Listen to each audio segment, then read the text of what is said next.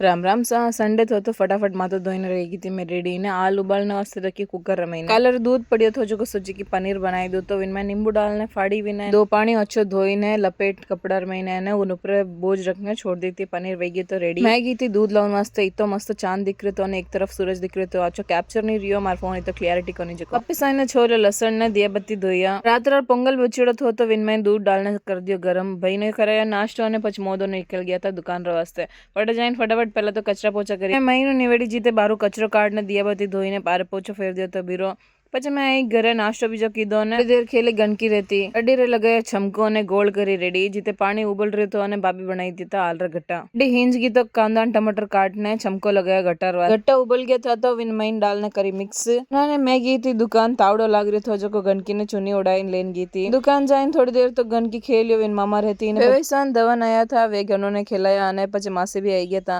वे सब जना खिलाया ना घर आई ने कपड़ा हैंग लेना ही महीने जिम ने मो रेडी रह गया था रेडी रहने रिया रवाना सब जना गया था प्रोविडेंस मॉल जो की है पौंडीचेरी महीने आओ तो ही पहला तो पड़ी नजर कपड़ा और मत है तो मैं ट्राई की थी 3 टी शर्ट्स गेस करो कि मैं कौन सा लियो रहा शॉपिंग करने फोटोज भी जी खींचे आना गया था चाट खाऊन वास्ते जो की पहाड़ी है खाई पीने सब जना आया था घर आज व्लॉग में इतना ही पसंद आओ तो लाइक शेयर कमेंट कर जो हमारे यूट्यूब चैनल है सब्सक्राइब कर जो बाय।